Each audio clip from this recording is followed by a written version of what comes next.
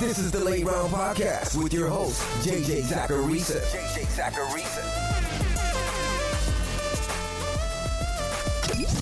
What's up, everyone? It's JJ Zacharisa, and this is episode 686 of the Late Round Fantasy Football Podcast, sponsored by FanDuel. Thanks for tuning in.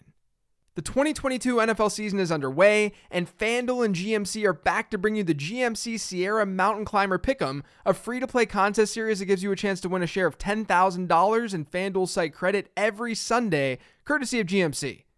Here's how it works. Every Sunday during the NFL season, you'll have a chance to answer questions based on the day's 1 p.m. and 4:25 p.m. games.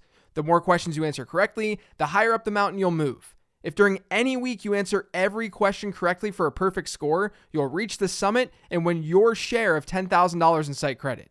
The contest series is now live, so head to fanduel.com/free/contest/GMC to start climbing the mountain. It's a 10 trend show. Let's get to it.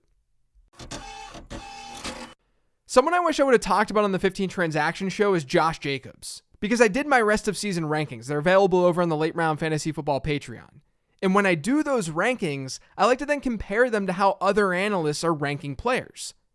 That way I can give actionable advice about who I'm higher and lower on versus the market.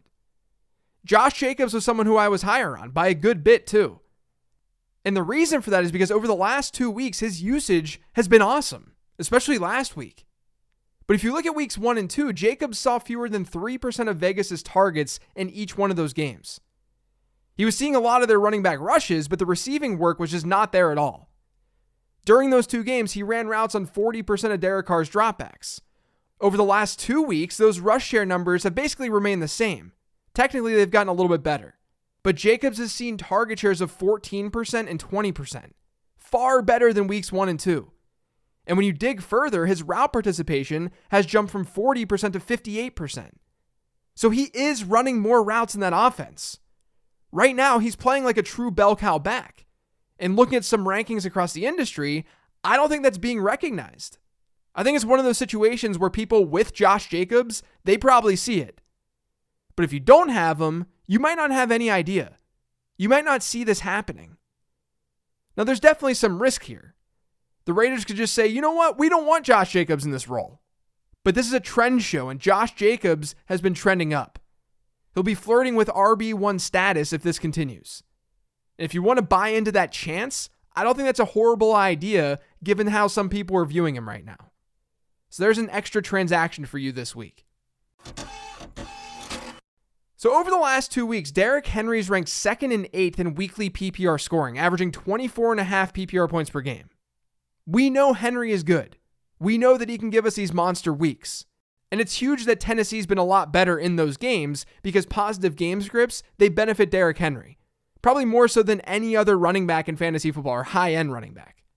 But the crazy part for Henry the last 2 weeks is that he's seen a 23.1% target share and a 23.8% target share in those 2 contests. They're targeting him more frequently through the air. Now, his peripheral numbers don't necessarily show this giant spike in routes run or anything, especially for that high of a target share. But it seems like they're trying to get him more involved in the passing game. That's really, really good for his season-long floor. Now, I still think there's some volatility there because if Tennessee does see a bad script, Henry could be in trouble. But it's great to see him not be fully dependent on rushing right now.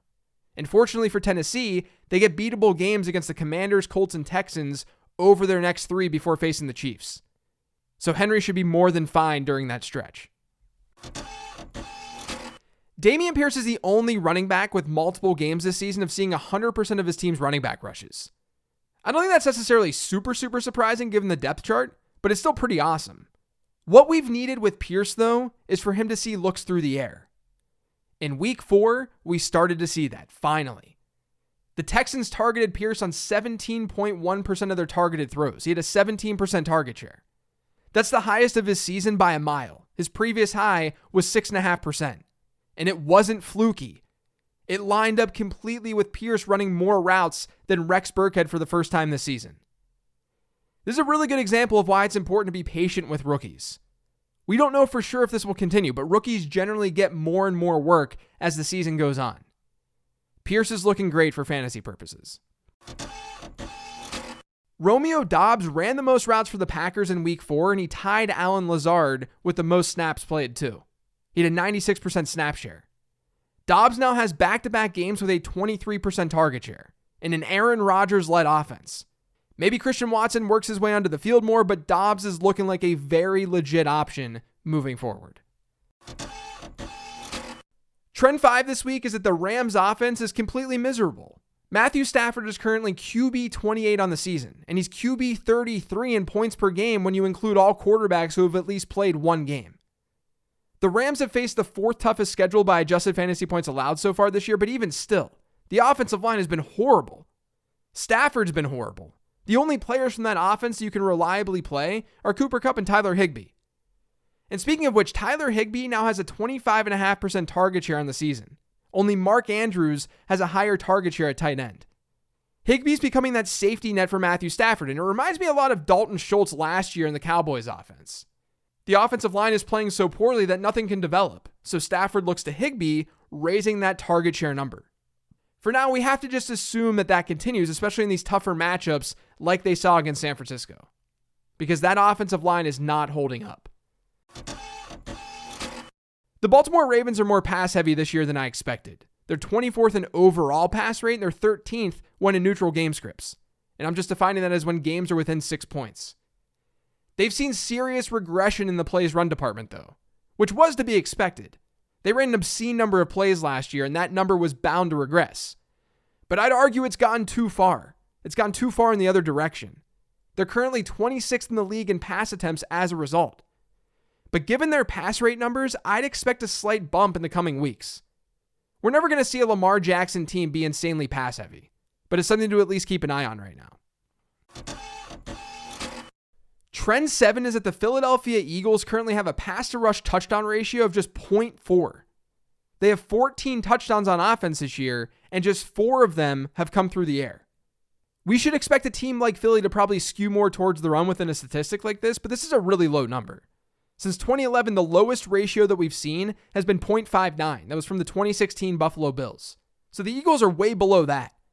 To put that another way, we should expect more touchdowns through the air for Jalen Hurts moving forward. Travis Etienne outsnapped James Robinson for the first time this year in week 4. He technically played the same number of snaps as Robinson in week 1. But this is basically what I talked about in the 15 transactions episode a couple of weeks ago, when I called Robinson a sell. It could be an issue for Robinson if the Jags are in negative game scripts. They've used Etienne in that pass catching role this season. But fortunately, at least in the short term, they have some favorable matchups upcoming. They get the Texans, Colts, and Giants over their next 3. That should allow Robinson to be relevant once again in fantasy. Austin Eckler had a big day in week 4, but he still isn't seeing the same kind of usage that he saw last year. Just from a snap share standpoint, Eckler's hit 60% of LA's snaps in 25% of his games this year. Last year, he did that in 75% of his games. He's at least seeing his typical high target share. That's great. I don't think he's a sell or anything. It just should be noted that he's playing slightly less than he did in 2021. The last trend this week is about Devin Singletary. In weeks 1 and 2, Singletary played below 60% of Buffalo's snaps. Over his last 2 games, he's been at 73% and 87%. He scored 35.7 PPR points over his last 2. During his first 2, he scored a little over 12. Everything's really gotten better for Devin Singletary. Yes, his snap share is up, but so is his route participation. It's up by about 8 percentage points, and that's led to a 17% target share per game over his last 2. During his first 2, that was closer to 8%. I do think the Bills will eventually use more James Cook. They kind of need to. But this is obviously all very good news for Devin Singletary managers. That's it for today's show, though. Thanks to all of you for listening. If you've yet subscribed to the Late Round Fantasy Football Podcast, make sure you are by searching for it pretty much anywhere podcasts can be found. And don't forget to follow me on Twitter at LateRoundQB. Remember to check out LateRound.com, join the free newsletter, join the Patreon, all that good stuff. Otherwise, I will talk to you tomorrow with the Weekly Sleeper Show.